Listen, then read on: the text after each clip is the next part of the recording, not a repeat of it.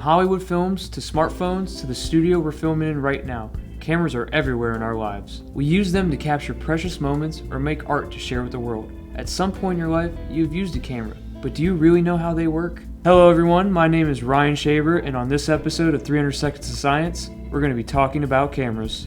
Cameras have a range of different sizes, shapes, and functions. They can range from film to digital ones, or some that are used for photos only, and some that can do a little bit of everything. Even though there are many options when it comes to cameras, they all break down to the same science and how they capture the moment. Before we get to the physics behind how cameras work, we should see how they are built. The anatomy of cameras is very important to how they function. It has been an evolving process for decades. I am not going to break down every button and function on the camera, but I will go over the basics that allows us to capture an image. First, we have the body of the camera. This is where all the mechanics are located. We have the viewfinder, where we look through to see the environment in front of us. This is important to see if the photos are in focus and checking smaller details. Next, we have the shutter button. That is the trigger of the camera. You press this button and the camera captures an image. Inside the camera, we have the sensor. This piece is very delicate and it is important not to touch it unless being professionally cleaned. The last part is the lens. The lens is what helps us focus on an image and is the first thing that transfers light into the camera. The biggest factor when talking about how cameras work is light. No matter the camera or the person behind the camera, a picture will not appear without an adequate light source. Light travels in straight lines. It travels in a straight line when coming from the sun, on its way to the earth, and when taking a photo. When taking a picture, light from the object bounces and reflects inside the camera, and the photo appears either on a strip of film or digitally inside the camera. Now, with all this talk about how light travels and how it compares from the light we see every day, you may say to yourself that cameras work just like the human eye. And if you are thinking that, you would be correct. Cameras and eyes are very similar to more than just how they work, but how cameras are actually designed. The first similarity would be the iris of the eye and how it compares to the aperture of a camera. The iris and aperture dictate how much light is taken in. When our iris contracts, our pupils shrink, allowing less light in. The aperture works the same way.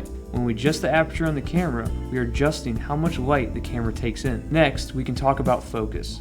Have you ever noticed that when you focus on a single object, everything behind that object is blurry? The same concept is used for cameras. They also have the ability to focus on single objects and larger landscapes, just like our eyes.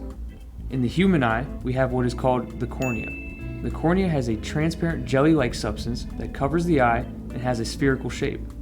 The cornea allows the eye to view things, and the spherical shape allows us to see to either the right or left of us. The part of the camera that does this is the lens. A lens is usually made out of spherical glass and that views the objects and then captures the image. And depending on the shape of the glass, we can see more to the right or left of the sides of the environment we are in. Lenses vary in millimeters, and the lower the millimeter of the lens is, the more spherical the glass is. For example, a 10mm lens will have that fisheye effect on an image, and a 200mm lens will be flatter.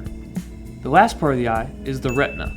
The retina is what captures the light and reflects the image to our brain for us to visualize. This function in a camera would either be the film inside the camera when using a film camera or the sensor in more modern cameras. These two oversee making the picture come to life, and this is the last step of making images appear to us. So next time you're out taking pictures with friends, whether you're using a camera with interchangeable lenses or your phone, remember the science behind how the picture is captured and how something so simple like taking a picture can be a complicated process on how light travels, reflects, and conceptualizes in a matter of seconds. Photography can be a great hobby that can turn into a career, and is a way to share your artistic vision with the world.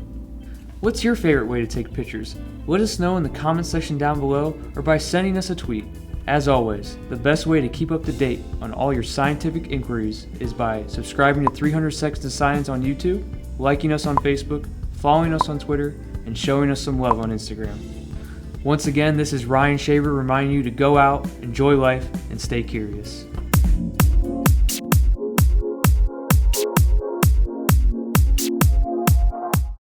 This program was produced by ZTV at the University of Akron. Do you want to gain experience in video production, professional social media, or working with real clients? Visit the UA School of Communications online or follow us on social media to learn more. ZTV, make media, make a difference.